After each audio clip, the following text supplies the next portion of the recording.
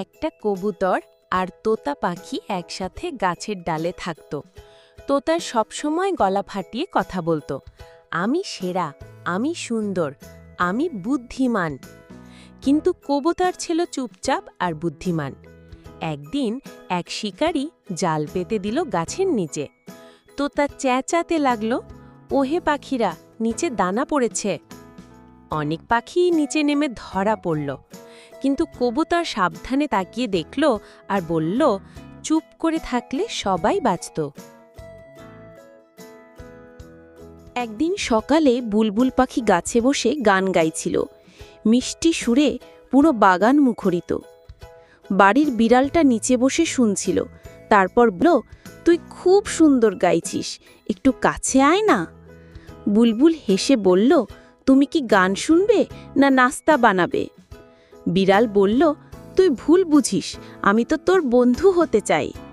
বুলবুল হালকা হেসে বলল, বন্ধুত্ব যদি সত্যি হতো তাহলে তোর চোখ এত লাল হতো না। এ কথা শুনে বিড়াল লজ্জায় চলে গেল, আর বুলবুল আবার গাইতে লাগল, এইবার একটু জোরে। পাঠ: সবাই যে প্রশংসা করে সে বন্ধুই হয় না, সতর্ক থাকা ভালো। এক কাক নদীর ধারে বসে জল খাচ্ছিল।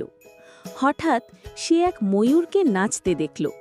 ময়ূরের রঙিন পালক, মসৃণ চলাফেরা আর গর্বিত ভঙ্গি দেখে কাক হিংসায় জ্বলে উঠল। কাক ভাবল, আমি এত সাধারণ, কালো রং, কোনো সৌন্দর্য নেই। যদি আমি ময়ূরের মতো সুন্দর হতাম। হতাশ কাকটি ময়ূরের কাছে গিয়ে বলল, ভাই, তোমার মতো যদি আমার পালক থাকতো। ময়ূর মৃদু হেসে বলল, তুমি উড়তে পারো, পাহাড় নদী পেরিয়ে যেতে পারো, আমি তো পারি না। আমি শুধু মাটিতেই ঘুরি আর মানুষের শোভা বর্ধন হই। কাক কিছুক্ষণ চুপ করে থাকল, তারপর হাসল। সে বুঝতে পারল প্রতিটি প্রাণীর আলাদা গুণ আছে, আর নিজের মতো থাকাটাই আসল আনন্দ। শিক্ষা: হিংসে নয়, নিজের গুণকে ভালোবাসাই জীবনের সত্যি রং।